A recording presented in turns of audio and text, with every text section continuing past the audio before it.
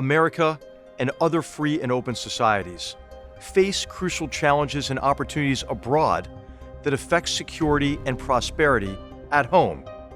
This is a series of conversations with guests who bring deep understanding of today's battlegrounds and creative ideas about how to compete, overcome challenges, capitalize on opportunities, and secure a better future. I am H.R. McMaster. This is Battlegrounds.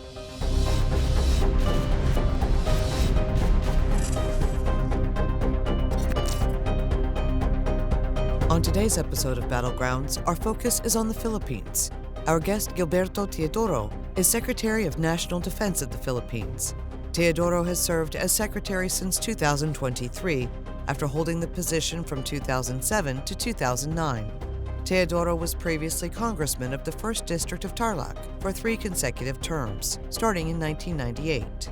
While in Congress, he authored 106 bills, served as Assistant Majority Leader, and was head of the Nationalist People's Coalition House members. Teodoro holds a bachelor's degree from De La Salle University, studied law at the University of the Philippines, and earned his Master of Laws at Harvard. Humans have inhabited the islands of the Philippines since prehistoric times. Beginning in the 8th century, maritime trade introduced Indian, Chinese, and Arab influences to the approximately 2,000 inhabited islands that are clustered into the 3 major island groups of Luzon, the Visayas, and Mindanao. Arab and Persian traders brought Islam to the Philippines, and multiple Filipino rulers established sultanates. On March 16, 1521, Portuguese explorer Ferdinand Magellan, sailing for Spain, claimed the archipelago for King Philip II. The Spanish introduced Christianity and used the Philippines as a trading post for Southeast Asia, as well as a stop between China and Mexico. In the late 19th century, educated Filipino nationalists led the propaganda movement against Spanish colonization and advocated for political reform, while General Emilio Aguinaldo led the military element of the revolution. The Philippines declared independence on June 12, 1898, and instituted a provisional republic. However, after the U.S. victory in the Spanish-American War, the United States gained control of the Philippines. General Aguinaldo led Philippine armed resistance against U.S. governance unsuccessfully from 1899 to 1902, first by conventional and then guerrilla tactics. In 1907, the United States began to introduce elements of self-governance to the Philippines, and in 1916, the Jones Act promised eventual independence. In 1935, the Treaty of the Commonwealth outlined a 10-year road to full independence. However, on December 8, 1941, the day after the attack on Pearl Harbor, Japan invaded the Philippines, initiating a campaign that resulted in the worst defeat in U.S. military history. Approximately 12,000 American and 63,000 Filipino prisoners of war endured the Bataan Death March. An estimated 7,000 to 10,000 died as they were starved, shot, or bayoneted while they marched 65 miles to camps. Survivors spent the rest of the war in harsh captivity, during which an estimated 8,000 American and 26,000 Filipino prisoners died. On October 20, 1944, General Douglas MacArthur fulfilled his promise to return to the Philippines, leading a campaign that began with a landing at Leyte and ended in July 1945 with the restoration of the Commonwealth of the Philippines. 1 year later, the Philippines gained full independence. In 1951, the Philippines signed the Mutual Defense Treaty with the United States, which requires both countries to support each other militarily if one faces an external armed attack in the Pacific. Since independence, brief periods of conflict have punctuated mainly peaceful transitions of power. In 1972, President Ferdinand Marcos, at the end of his constitutionally permitted 8 years in office, declared martial law, suspended Parliament, and imprisoned opposition leader Benigno Aquino Jr. Aquino's assassination in 1983 sparked overwhelming popular unrest against Marcos. In 1986, Aquino's widow Corazon became president, and the following year the Philippines ratified a new constitution in addition to resuming regular elections. In May 2017, early in the term of President Rodrigo Duterte, the Philippines faced a major security crisis as Islamic State-affiliated rebels occupied the city of Marawi on the island of Mindanao. Government forces advised by U.S. Special Forces implemented martial law and defeated the jihadists in a conflict that displaced 100,000 Filipinos. President Duterte received international criticism for a war on drugs that included thousands of extrajudicial killings. Under Duterte, the Philippines prioritized friendly relations between Beijing and Manila, despite mounting Chinese aggression in the South China Sea. China's encroachment on territory within Philippine waters had prompted the Philippines to file and subsequently win an international arbitration case in 2016 against China for violating the United Nations Convention on the Law of the Sea. However, Beijing rejected the ruling and continues to pursue unlawful claims to large portions of the Philippines' exclusive economic zone. Chinese Navy, Coast Guard, and so-called maritime militias continue to harass Philippine vessels and threaten the nation's sovereignty. Current Philippine President Ferdinand Marcos Jr., elected in 2022, has confronted Beijing's aggression in the South China Sea and coordinated his defense of his nation with the United States as a treaty ally, as well as deepened relations with other partners in the region, including Australia and Japan. In 2023, the Philippines granted the United States access to 4 new military bases, and in 2024, the U.S. agreed to provide $500 million in defense aid to modernize the Philippine military. We welcome Secretary Teodoro to discuss the history of U.S.-Philippine relations, defense cooperation, and security in Southeast Asia.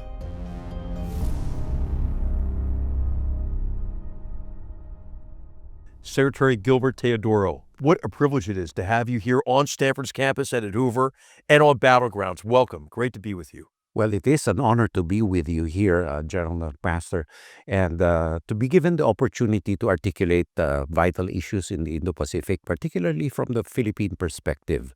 So it is indeed an honor, and I look forward to the conversation. Well, you know, the Philippine perspective is always important.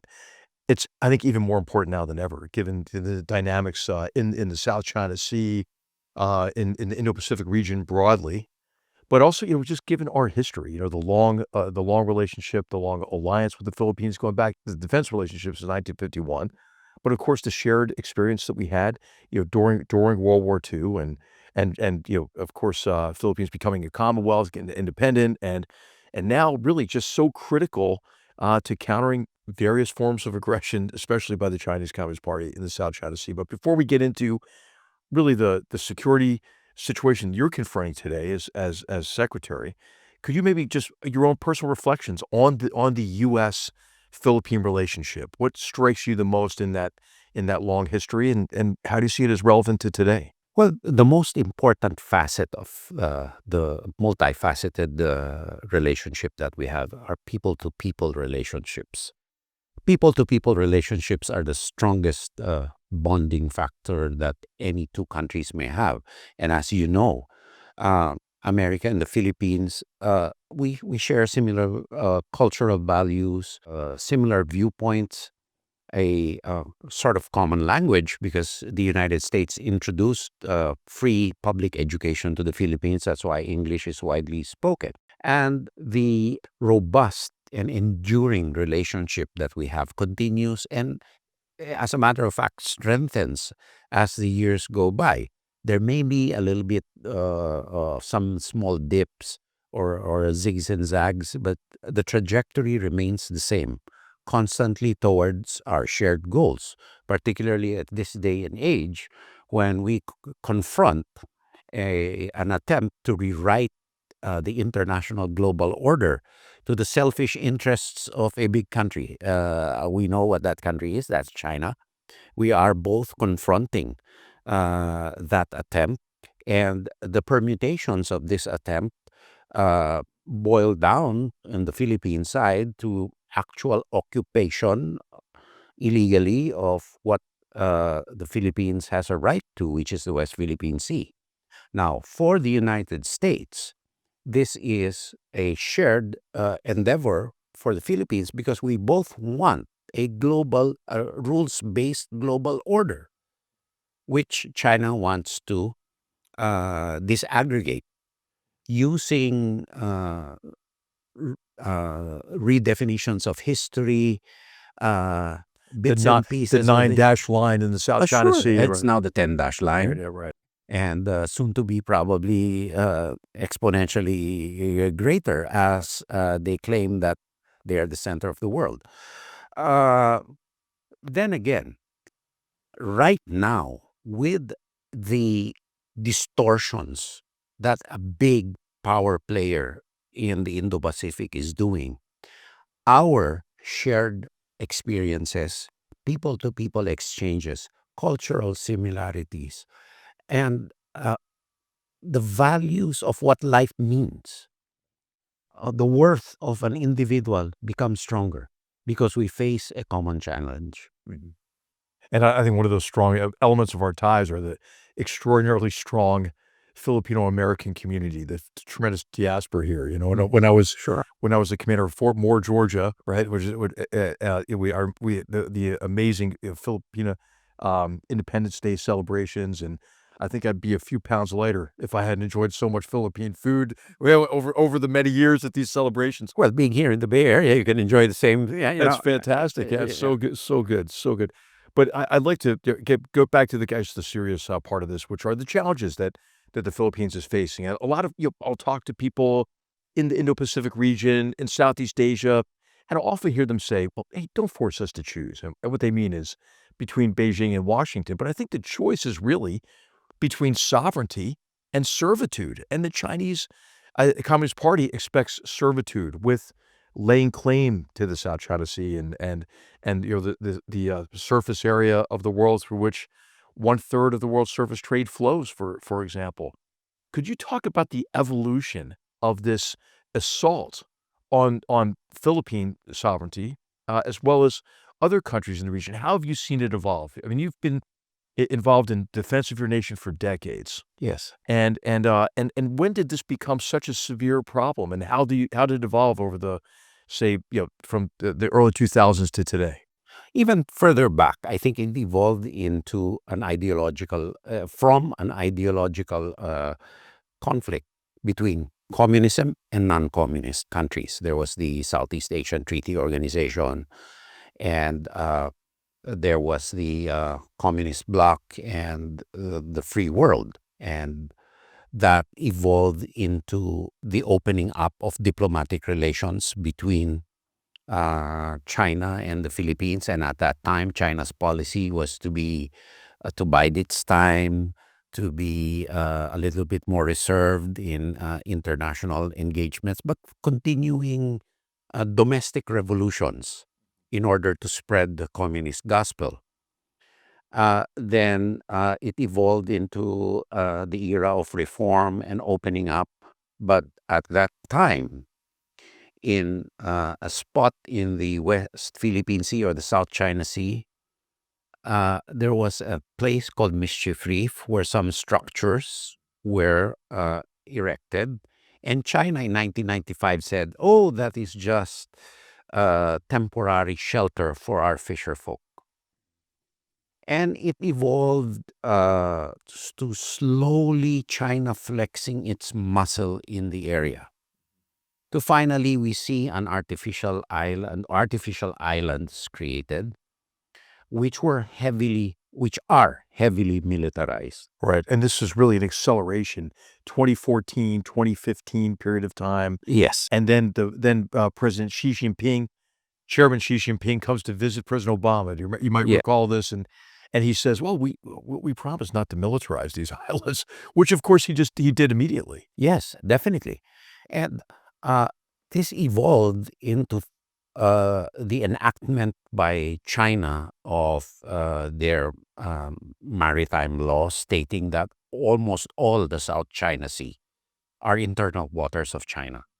And in order to change the global international legal regime, they're occupying it by denying access to the area through swarming of vessels with the euphemisms of their People's Liberation Army Navy, namely the Chinese Coast Guard, where they have these so-called monster ships right now, and the maritime militia, which in an authoritarian regime are one and the same thing. And this evolved into actual conflicts in the area, and particularly in the area of Scarborough Shoal. In the meantime, if I digress a little bit, in 2016, the Philippines won an arbitral award Yes. where declared the Permanent Court of Arbitration declared that the 9-dash line of China had no basis in law whatsoever. Right.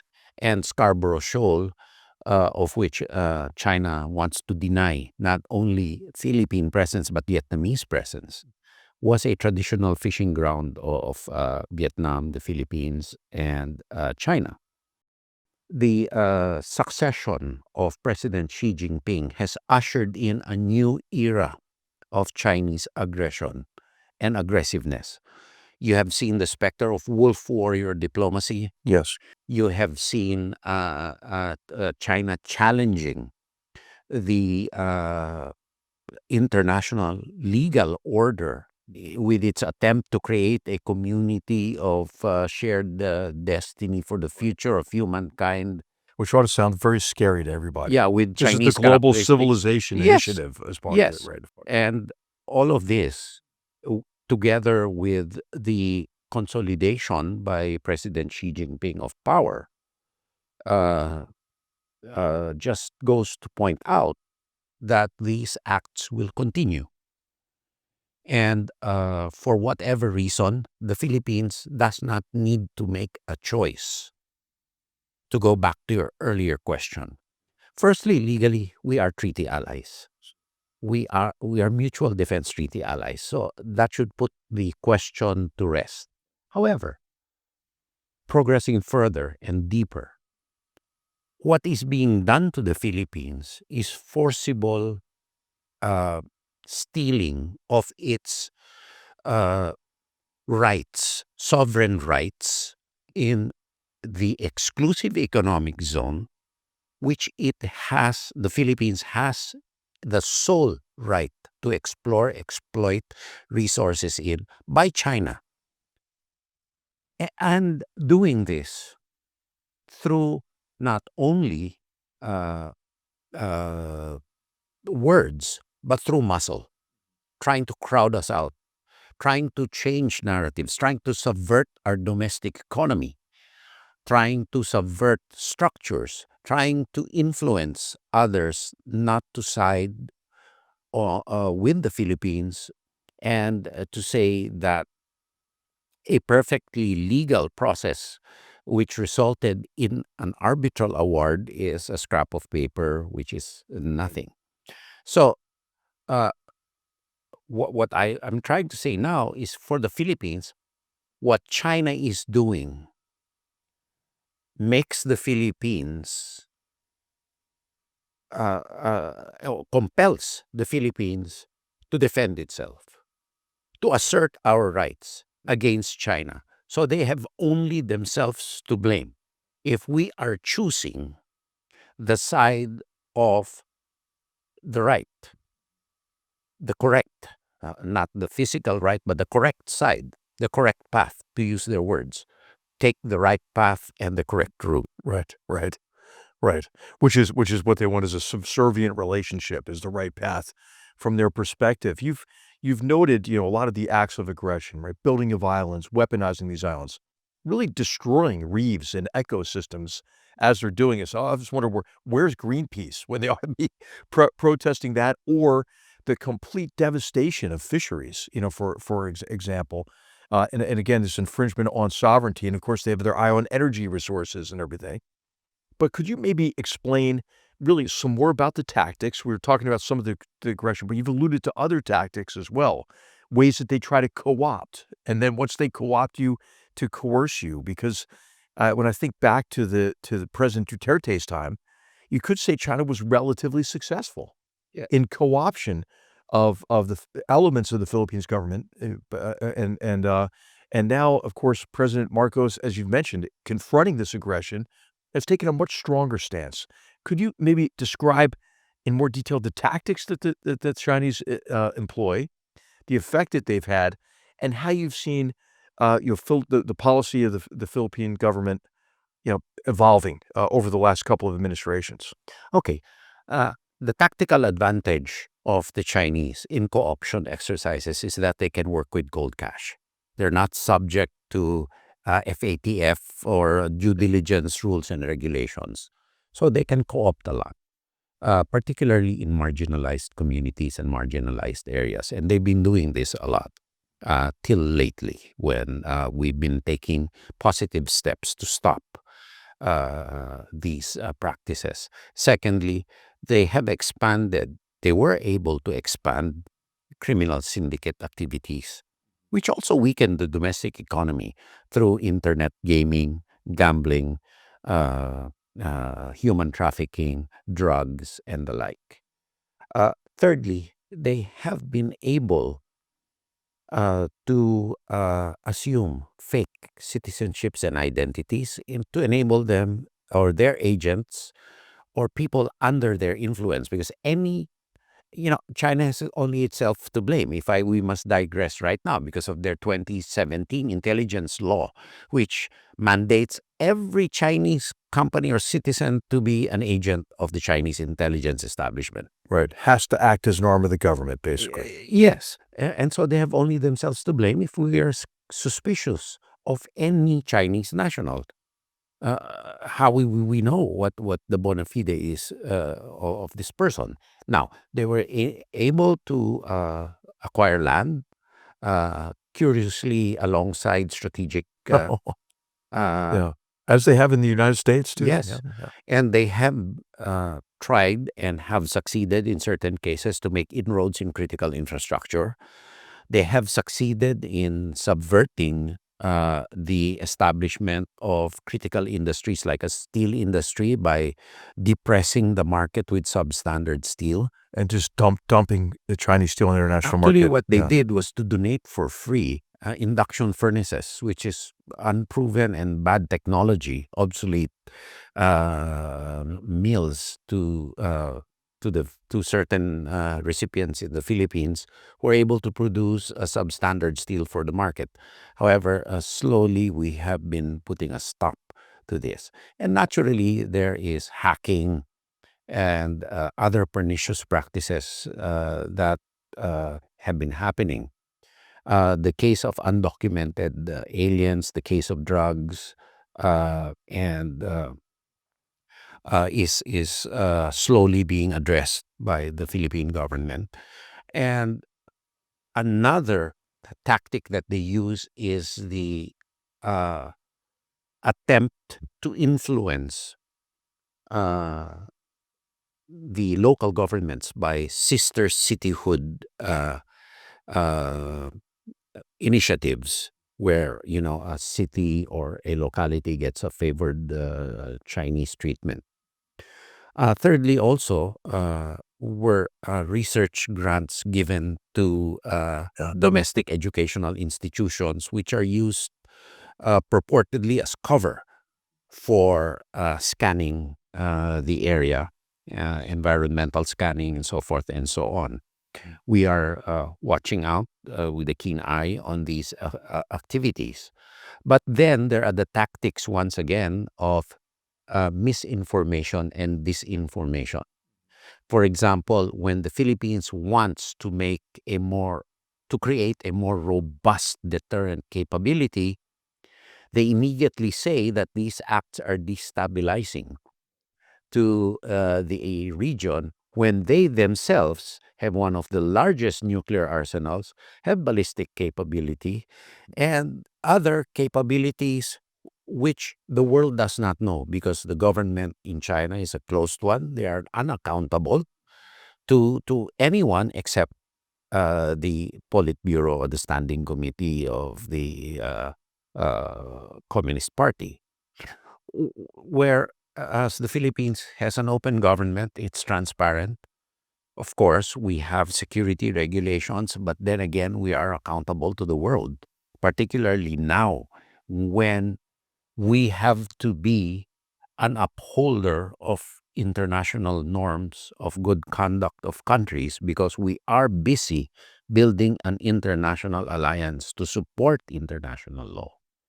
So the tactics of China, the United Front Works tactics, Yes. are And for our viewers, this is the department within the Ministry of State Security, the United Front, which advances Chinese Communist Party interests yes, through a sophisticated campaign of really political subversion, yes, disinformation, cyber-enabled information warfare, yes, co-option through organizations like the Chinese Students and Scholars Associations.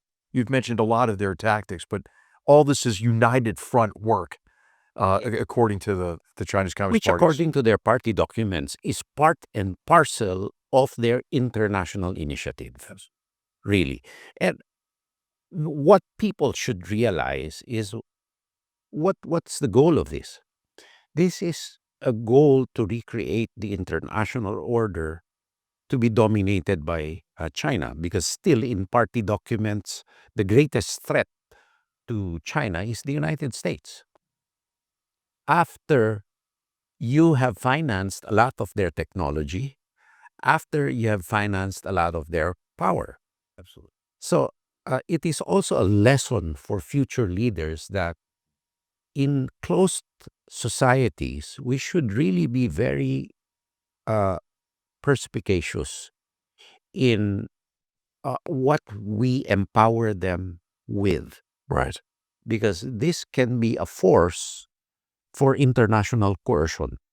Absolutely. And not to assume that we can either change them to be like us or mirror image them to think that they'll behave in the same way. And China certainly has been quite successful at weaponizing its mercantilist statist economic model against us, as well as trying to rewrite the rules of international discourse in a way that favors their authoritarian form of governance. You mentioned some of the technological means.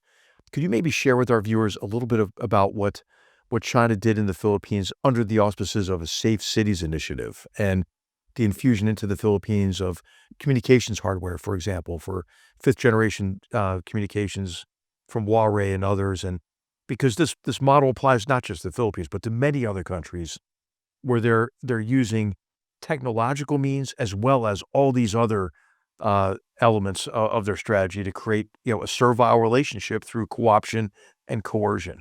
Yes, through the Safe Cities initiative, China sort of financed a lot of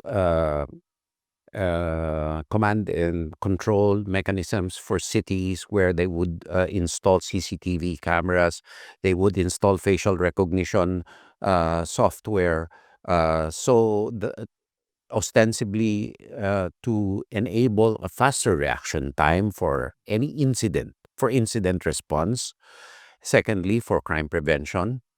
And thirdly, for social services deployment, so that, for example, a flood would happen, there would be some communications capabilities.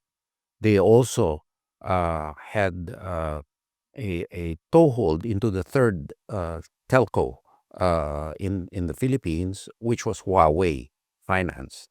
However, we know the costs of this. The cost would be Chinese monitoring and Chinese information gathering. And so the government is well aware of these, because the Chinese cannot deny the fact that a lot of the exit points of information illegally gathered had IP addresses in China. That is a fact that they cannot controvert.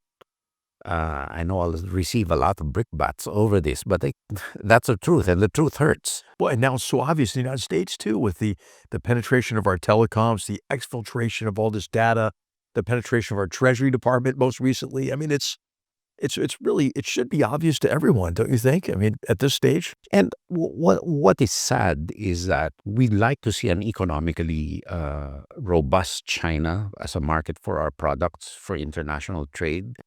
Yet, the exchanges in technology have undoubtedly resulted in theft of intellectual properties and in improper ways.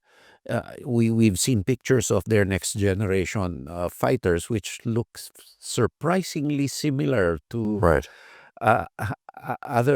other aircraft that we've seen, even their combat attack helicopters, which look surprisingly exactly. similar to Even the last generation, the J-20 yes, is the F-22. I mean, they look the same for obvious reasons, right? yes, and they disdain the West. And to your earlier point about us underwriting our own demise, essentially, through investments in Chinese companies. I mean, 2 big investments in 2014 went into Chinese companies that now do all their battlefield artificial intelligence and have done the People's Liberation Army's offensive cyber tools. And you mentioned Safe Cities. Big U.S. investments went into SenseTime, the company that does a lot of the artificial intelligence-based data analytics, and Hikvision, which makes these cameras with the facial identification technology and so forth. But also, with this Safe Cities initiative, of course, domestic happenings in the United States are used as a prime example of why the Chinese model is better. Right. Because we really don't know how safe Chinese cities are, and we know how safe certain areas in the United States or in the Philippines, for that matter, are. And Are the 1.1 Muslims who are in concentration camps, are they safe? No, I mean, yeah. right. It's just sort of it's obviously hypocritical for them. Well, talk this way.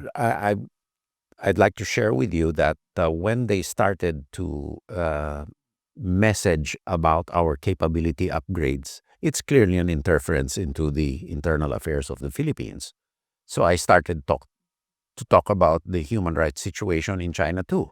So what's sauce for the goose is sauce for the gander, and they accused me with ideological bias, whatever that means. So Right. And of course, when we make these criticisms, I think the intention is to advocate for the Chinese people, not against the Chinese people. I also wanted to ask you about how you and the president have responded to this, because from my perspective, it's been with tremendous strength. We saw in August, for example, of this past year, 7 acts of war, at least I interpreted them as acts of war, against Philippines armed forces as they were trying to resupply Scarborough Shoal, other very direct threats. But you and the president and in your administration, they put in, I think, a lot of new policies. The opening warm bases for U.S. Capabilities and other allied capabilities, the strengthening relationship with Japan, the strengthening of the Philippine Armed Forces broadly. But against the whole range of these threats, how can you explain really how you've responded and how the president, President Marcos, has responded? the first response by the president was a clear-cut statement that he would be resolute in not giving in to any of the claims of China in Philippine territory or in any areas where the Philippines has jurisdiction under international law. The president will not compromise and will be steadfast in that. Secondly, he has been resolute in trying to build an international alliance on the basis of upholding of international law, freedom of navigation, and other important UNCLOS norms like respecting your EEZ. And most importantly, under UNCLOS is the concept. This is United Nations Convention on Law of the Sea, just for our viewers. Yes, it is the concept of an archipelagic country, an archipelagic state, where there are 5 archipelagic states right now. These are states that are composed mostly of islands and not contiguous, one mass of land. So we define our territory, which is really important for us in a security and a defense sense, on the basis of baselines that you draw around the archipelago and project your exclusive economic zone from there. So the president has been absolutely resolute in not wavering from this concept, because a lot of the misinformation coming from advocates of China is that we should manage the conflict.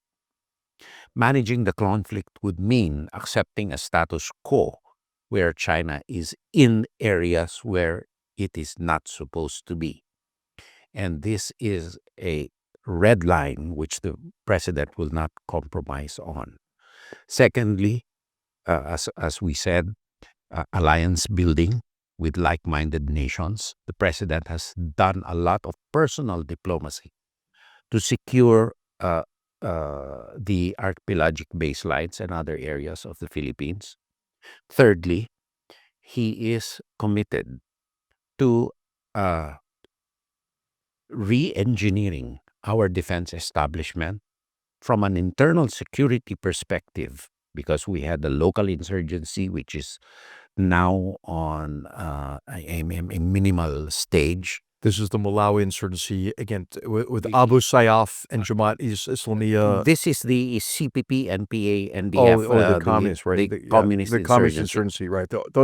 The deeper history, yes, Right. yes. In terms of the terrorism aspect, we are still, although it is minimal and areas are relatively safe, we are still on guard against it, because with the happenings worldwide, it is fertile ground for resurgence of terrorism once again.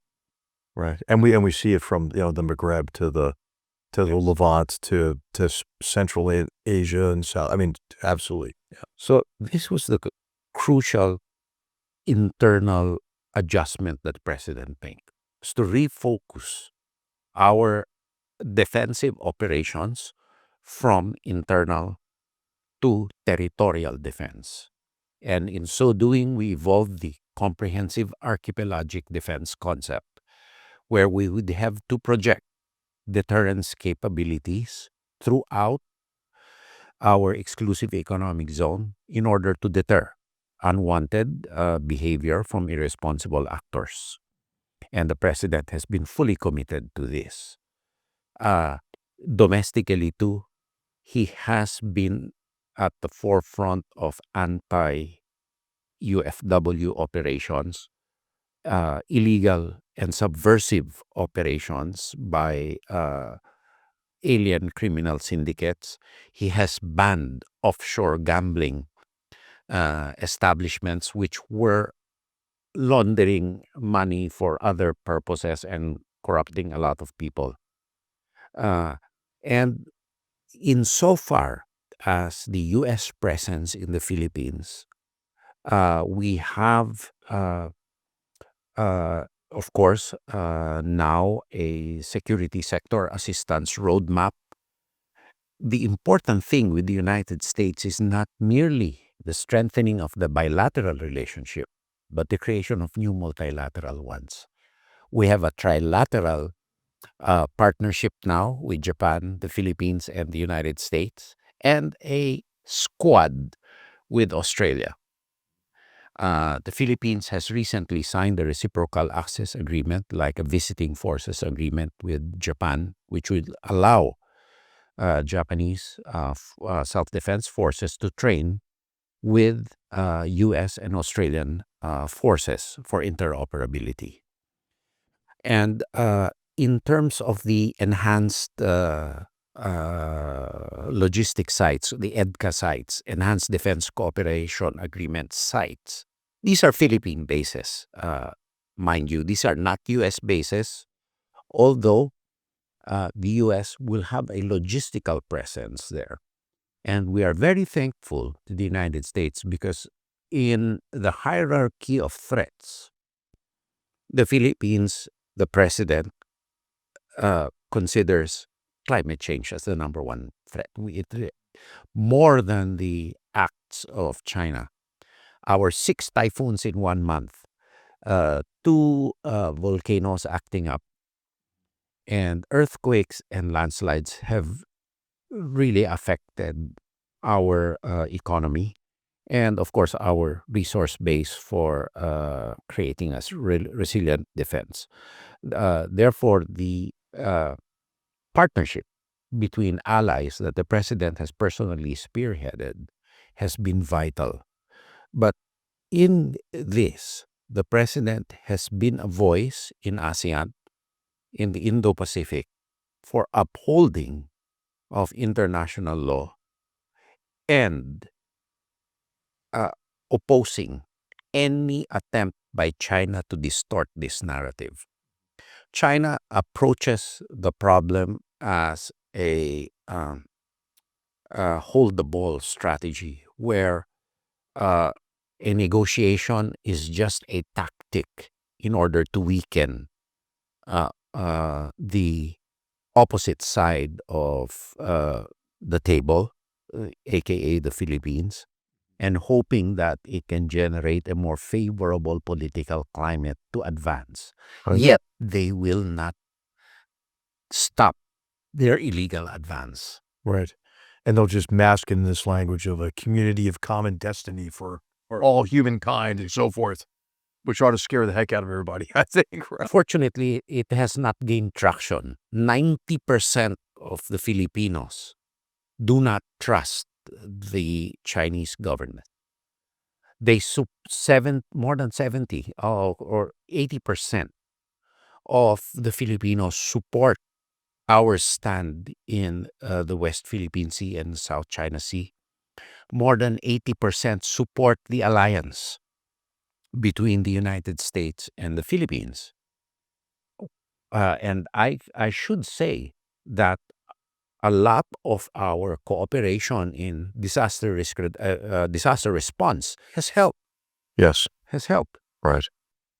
The biggest factor that draws the Filipinos against China is now them. When there was a president that said no, they bear their true inner selves, their fangs. Right. Right. Can I ask you what kind of a reception you're getting in the region broadly? ASEAN is an important organization, but it's based on consensus. Do you see other countries in the region who have come under threat by really China's aggression against their sovereignty? I'm thinking about Vietnam, for example, Malaysia, maybe to a lesser extent, Indonesia, maybe the smaller island nations in Oceania. How's the reception been to kind of a stronger approach by President Marcos relative to President Duterte's policies? Well, I think the fact is there is no condemnation of President Marcos's position and no support towards China's position overtly. So all claimant nations, I think it's common sense that they would be worried with China's behavior. And Vietnam has been vocal against China's aggression. Lesser so the other two claimant countries, Malaysia and Brunei, naturally. Indonesia is not a claimant country, although they have a conflict with China. They're a bit more, they're further away from the area of contention now in the South China Sea. But then again, I believe that there is a consensus that what China is doing is wrong. However, expressing this consensus was channeled through the mechanism of trying to negotiate a code of conduct with China. So that is the receptacle for the reservations or the fear that other ASEAN countries have against China's expansionism. However, the Philippines will not play with the same playbook as other countries because the threat to us is real. And perhaps it will also be useful to explain why it is so important for the Philippines that we have our exclusive economic zones, our territorial sea. Other people say, hey, it's just a portion of sea. Why fight over it? The Philippines right now has a growing population. Resources are limited. We are a net energy importing country. the sustainability, not only now, but more importantly, of future generations of Filipinos, will rely heavily on the amount of resources we can get within the territory or the areas we have rights over that has been granted to us by international law. So for us, And you're talking about fisheries and energy and fisheries, Right. energy, habitable areas Right. being supported by the area. and of course, strong manufacturing economy Yeah, in the trade. Philippines and agricultural economy. Yeah, trade Right. routes. Right. Being an archipelago, the Philippines, just like a lot of countries, rely on freedom of navigation and interconnections with other countries, both on the Pacific side and on the South China Sea side. So for us, given the fact that we have a growing population, smaller land base for resources, the exclusive economic zone and other areas is an existential necessity for future generations of Filipinos. So if we compromise with China now, we are robbing the future generations of Filipinos of what is rightfully for them to rely on for their survival in a more volatile world. Right.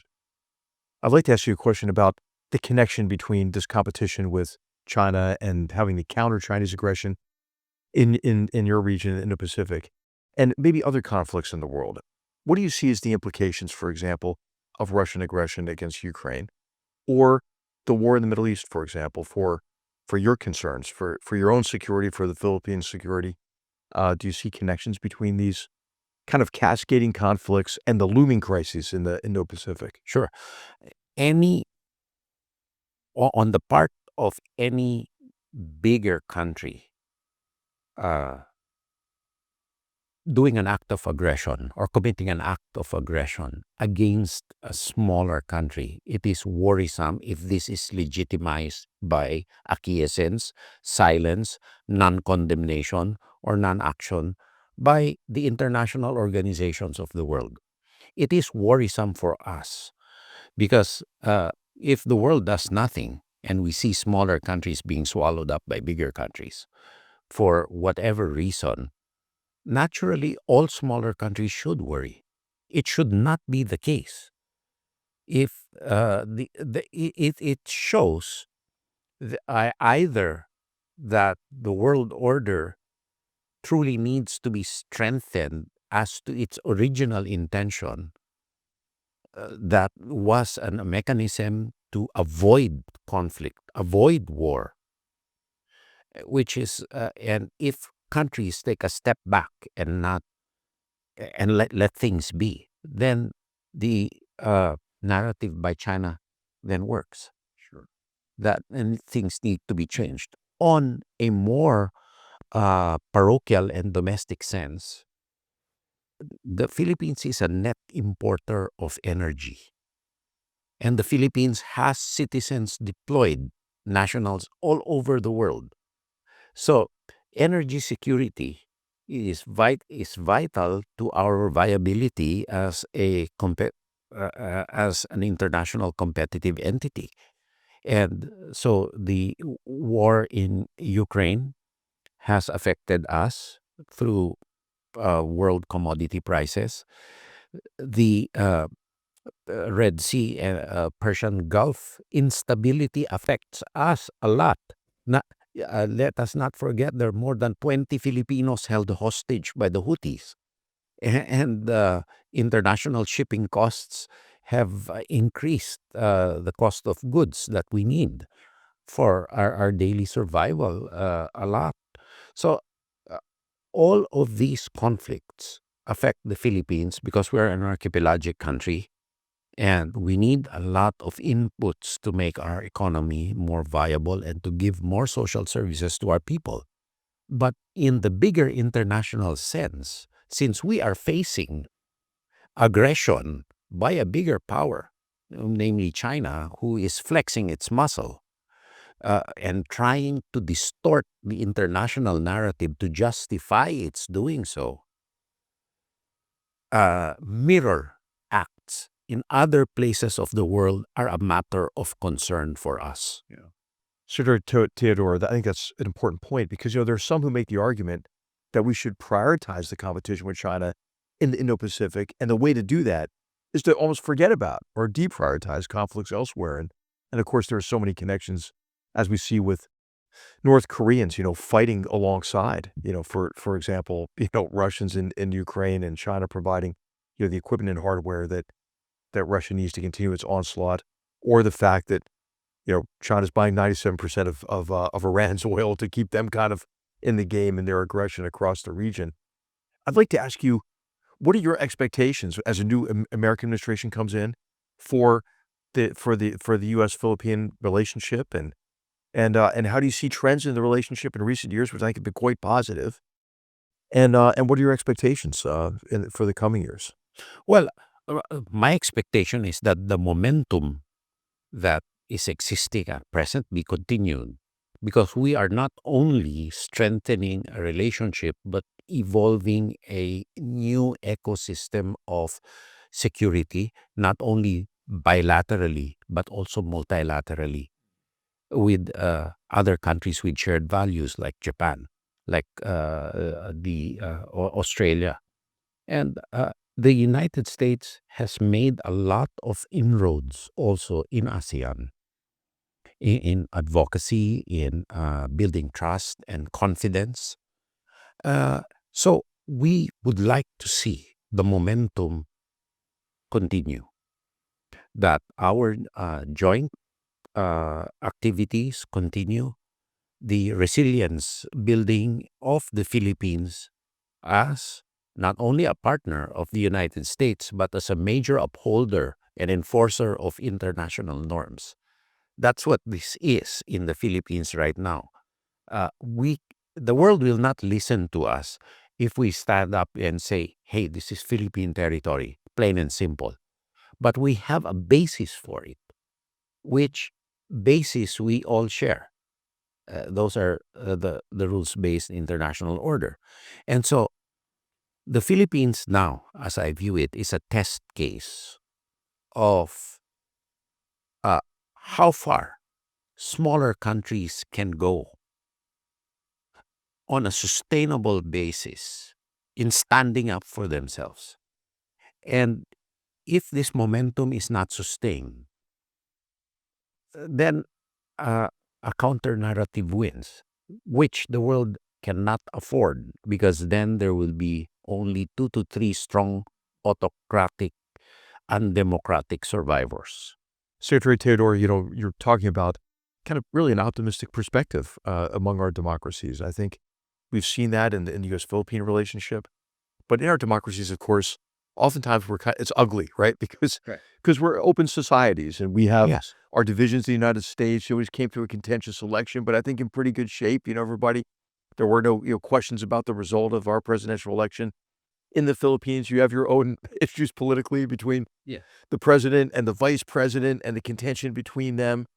But these authoritarian regimes, they look strong from the outside, but I think they're actually quite brittle. Could you maybe share with our viewers your perspective of really Philippines, the Philippine democratic experience, and maybe your confidence in it, even though you see the contention as between your president and vice president come to the surface and is readily available for anybody to see? I think to go down to the basic human level, Filipinos and Americans enjoy the same things. We can say what we want without any fear that we'll disappear at night. We can publish what we want. We can do basically what we want, just as long as we don't violate laws which are enacted by elected representatives. I'm not saying that these laws may be wise or may be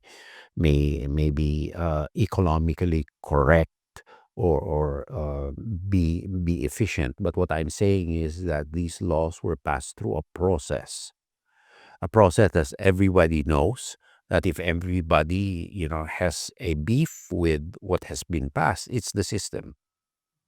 Whereas with China, we really don't know what's happening. There's no room for dissent in China. And do we see this in China alone? No. We saw it in Hong Kong, where they promised. Sure. Yeah. They promised something and did another. We saw it in Mischief Reef. They went back on their word, and now they distort the narrative that the Philippines is going back on its word. And we've seen history too. The purges. Can we forget that? Can we forget the 45 million who died because of experiments in China through the Great Leap Forward, etc., which they are trying to gloss over now and trying to snowbake or white out. Right, to give the party the credit for everything. Yes. And to blame everything on the so-called century of humiliation. Yes. Yes. So we have our beefs with societies. There are costs to this, but the immutable is freedom. We have the liberty to do things that people in China, unfortunately, cannot. And in other societies too. I mean, in certain countries, we've seen billionaires lose it overnight because they went against the powers that be. Now, given the fact that there is a new administration in the United States, I feel that the interests remain the same. We have built our relationship to this day not on ad hoc responses to threats, but we built an institutional foundation for going forward with our relationship, not only bilaterally, multilaterally. Like we have a Philippine Security Sector Assistance Roadmap. We recently have passed the General Secrecy of Military Information Agreement, which necessitated institutional adjustments that we made in our system, which makes our system a more credible system, a more transparent system, but at the same time, paradoxically, a more operationally secure system. Now, having said that, the interests remain the same, there is a momentum. And I think that it would be very difficult for any person to break that momentum now. And the constant that we face, and which is not of our doing, is China is behaving the way it does. The only way, probably, that our momentum will go somewhere else if China changes its behavior. Sure. I mean, if China didn't do what it is doing now, not only in the West Philippine Sea, but in the Sea of Japan or in the East Sea, for that matter, there would be no need for all of these, alliance-building mechanisms. Mm-hmm. Or even the trend, even in Cambodia, right, which has been under Hun Sen was, you could say, had a servile relationship with China. Cambodia saw the recent visits by the Japanese and U.S. government officials, military visits as well, which would have been unthinkable. So I think the trend seems to be in a positive direction. Thank you, Xi Jinping, right? We should send him flowers and a box of chocolates. Though I believe for making it clear for a the lot nature of the competition. of what we have been doing, it's because of their actions, which threaten the territorial integrity and sovereignty of our country. Right. So, Secretary, what I'd like to ask you for the final question here for our viewers is, what else should our viewers know about the Philippines, and what should they know about the Philippine-U.S. relationship? Well, the Philippines right now is at the forefront of upholding international norms. And this is not an empty phrase, international norms.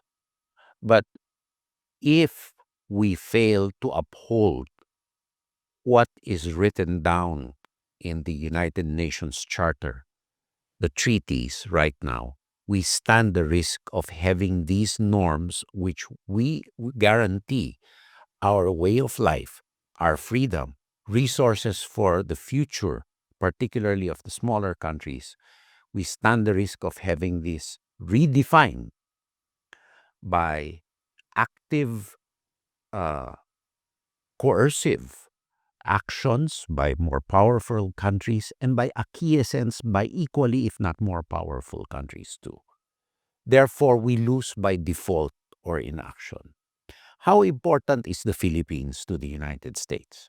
It's not merely a treaty ally, not merely a treaty partner, but it is at the forefront in the westernmost area of the Pacific Ocean in enforcing freedom of navigation and other rights that uh, were there for a long, long time and just uh, concretized by the United Nations Convention on the Law of the Sea.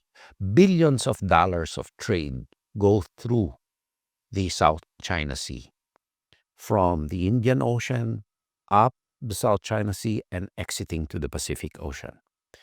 If China's narrative that almost all of this is in its internal waters, then it would have closed off a vital shipping channel of which U.S. livelihoods depend, Canadian livelihoods depend on, and other Pacific-facing countries rely on.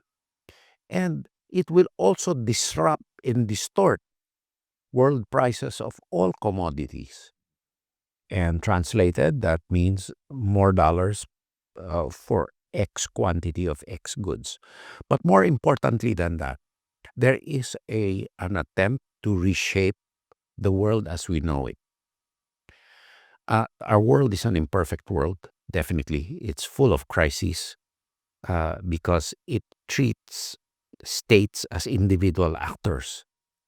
And unfortunately, the good faith that we show other states by embracing their opening up has been irresponsibly managed and taken advantage of by these states.